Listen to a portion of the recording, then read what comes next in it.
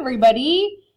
Today we are going to do a little bit of a watercolor painting demonstration. So last week I asked you guys to do a landscape, or two of them I guess, two landscape sketches in Sharpie, to which we would then add some watercolor to. So this is my little sketch, and it's kind of a little bit bigger so you can't see the whole thing, but I filled up the page and I did my little sketch from a scene from Florence.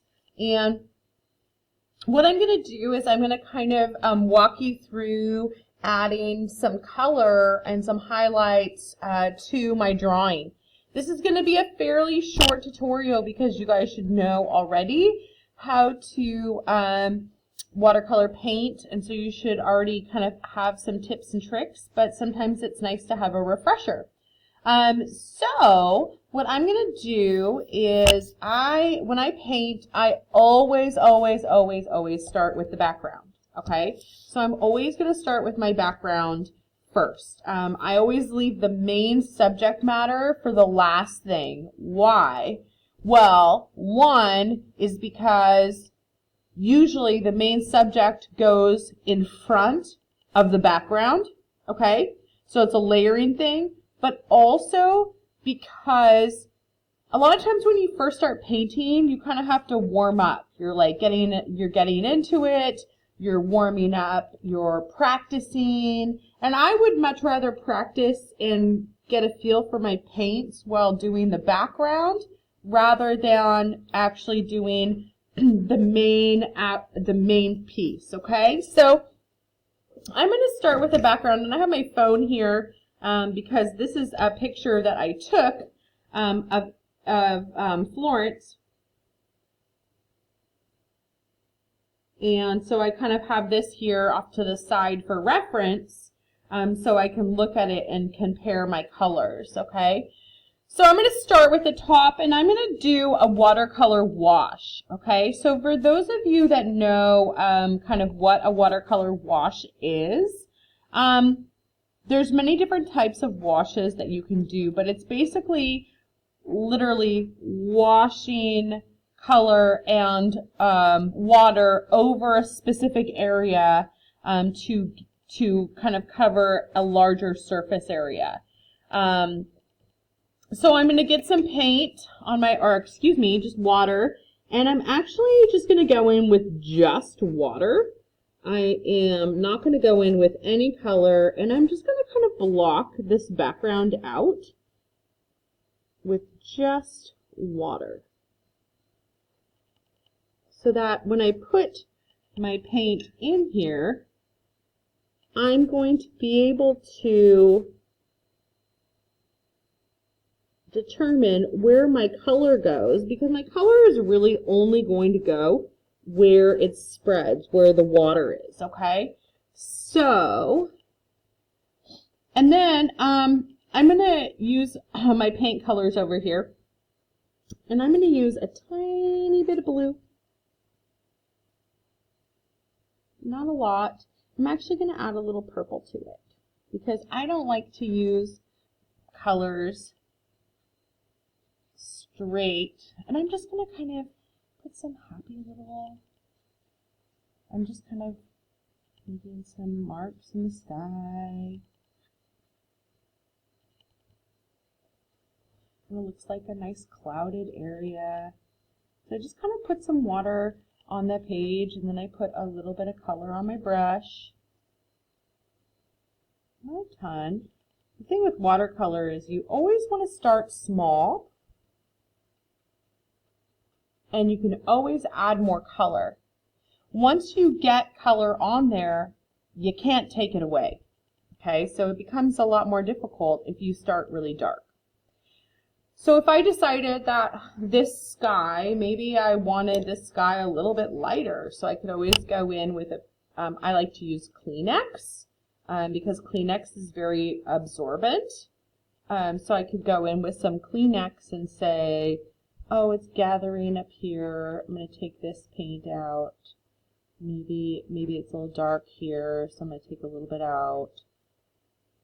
Okay, so you could kind of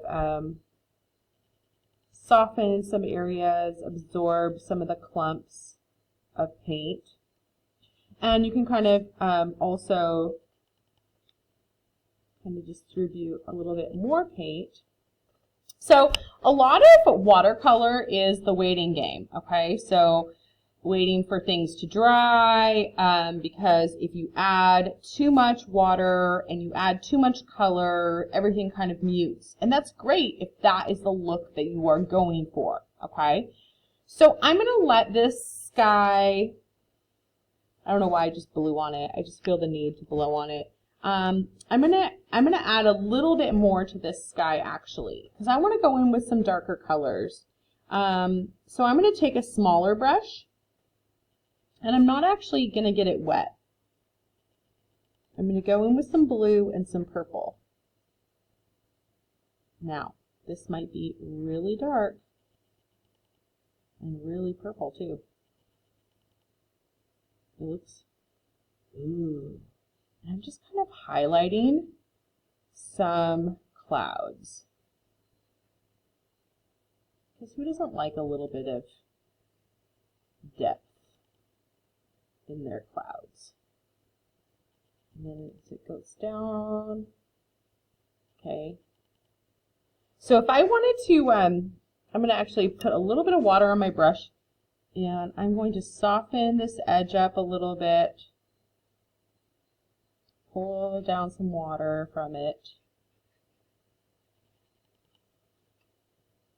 I think sometimes skies are much prettier when they're not so planned. You just kind of let the paint just fly around your canvas or your paper, whatever it is. This is not canvas, okay? I'm going to put a little bit more water here. Soften up some of these areas. Kind of an ominous cloud. Now I have to go to the other side because I don't want this side to feel left out. And I'm going to do the same thing. Kind of blend this down. And I want a little bit more blue in it because the other side has a little bit more blue. And then I'm just going to kind of bring this down, add some color down here. Now all around the Duomo, we have some really kind of scattered clouds.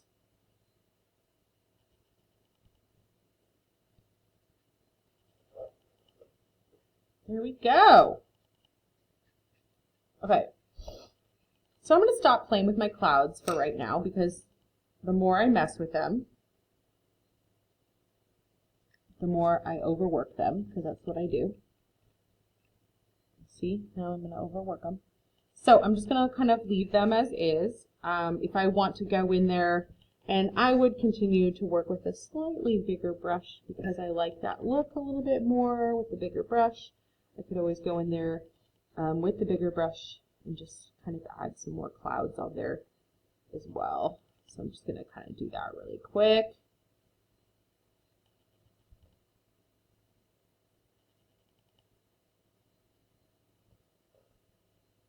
Okay. So I have a nice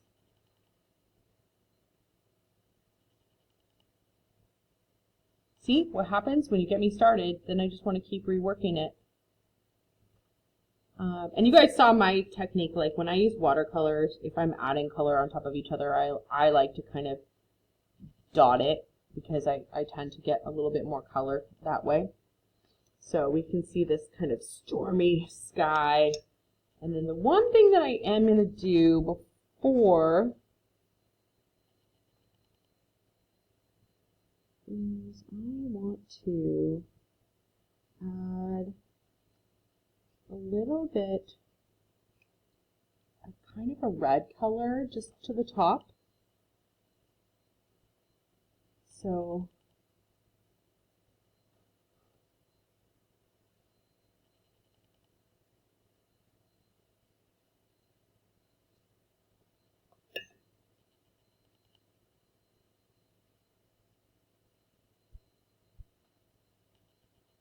And then I'm going to go in with some red, kind of dot it here, so it's almost like highlights.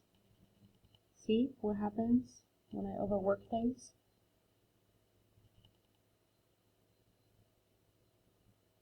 Okay, so if I want to fix those later and make those darker, so I'll probably, because I way overworked it and I kept messing with them, I probably should have left it at the very beginning after my first little run-in with the clouds. But I'll probably let those dry and then just do a little bit of a darker tone over the top of them once it firms up a little bit. So now I'm going to start putting some layers in, and I like to work kind of light to dark. So I'm going to go through and I'm going to do the lightest colors first. Now, the backdrop of the buildings are all kind of a very soft yellow color. So I'm going to take some yellow and I'm going to get a lot of water on my brush. And I'm going to start up here. And it's a little bright. That's okay, because I can always put more water on my brush and thin that color out. So now it's kind of a nice muted yellow. And I'm going to put down my yellow. So you can see it's very faint. That's kind of what I'm looking for this picture. That's a little bit brighter.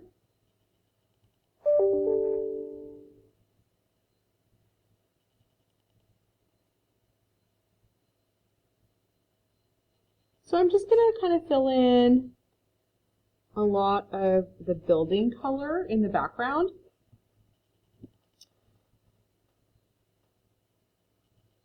Kind of just put a kind of a coat down of background color. Then, after I do that, I am going to, put in a really bright yellow. And I'm just going over all of my drawing, okay?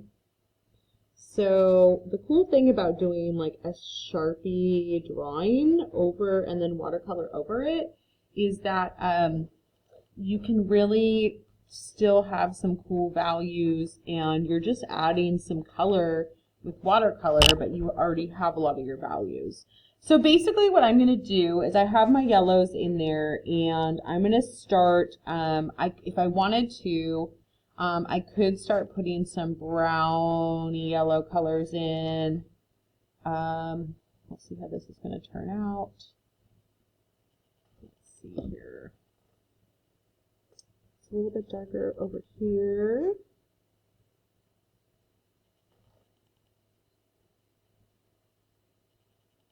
A little bit browny.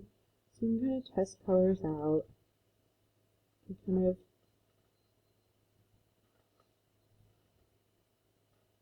and I'm just going to do this all the way around. I'm just putting some variations of colors in. Some of the darker areas, I'm just adding some darker colors.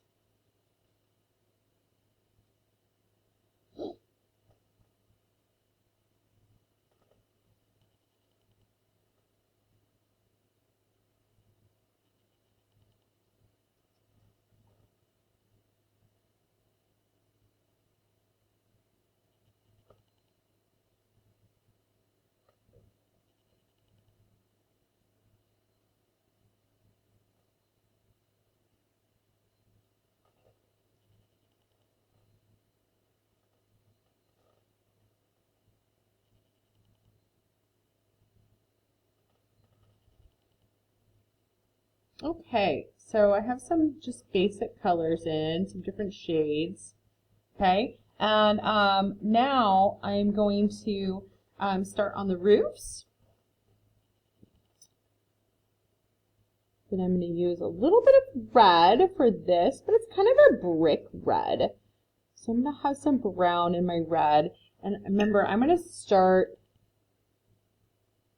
kind of a lighter color. And then I can put some darker shades in it as well. With some, oops, that's really bright. Do some orange, some brown. I like to mix and match lots of colors. So maybe a little bit more brown in this one.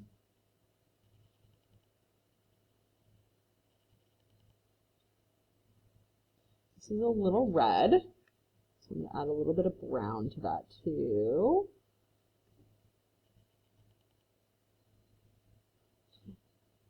So basically, once I get this layer down, I am going to then have another layer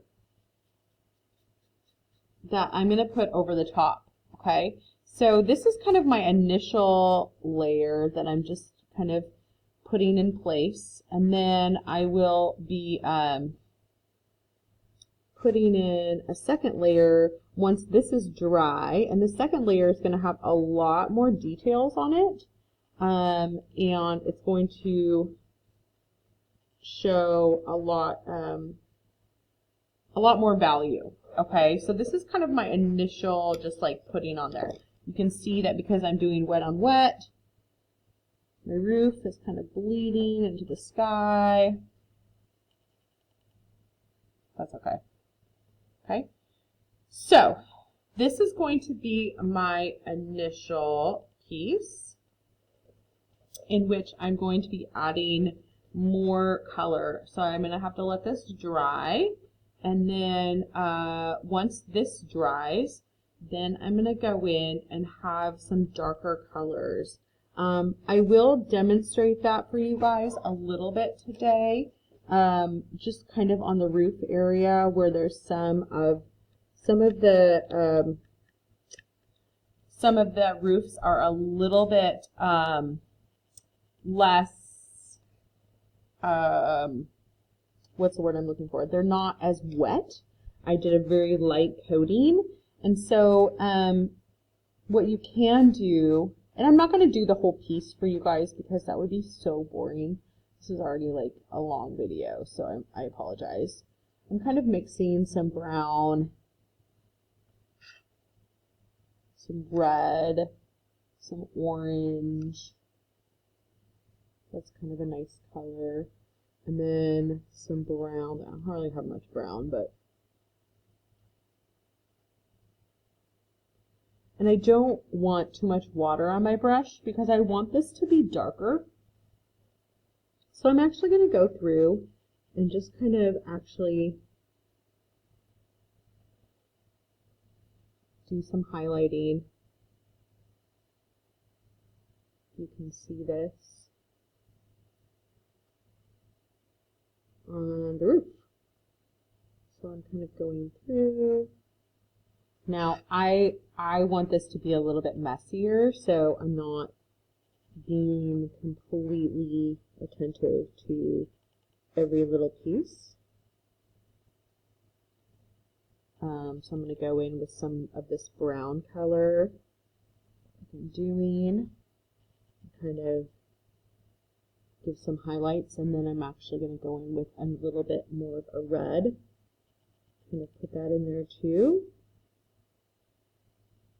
but not everywhere. It's just going to be like spots of different colors.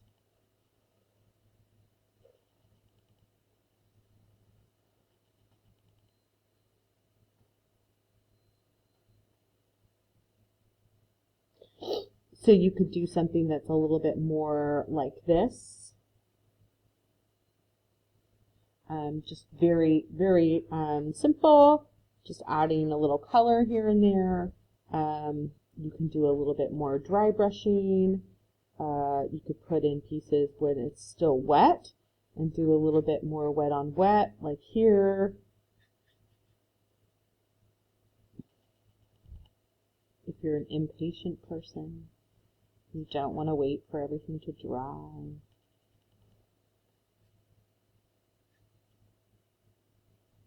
Okay, because technically these two look very similar.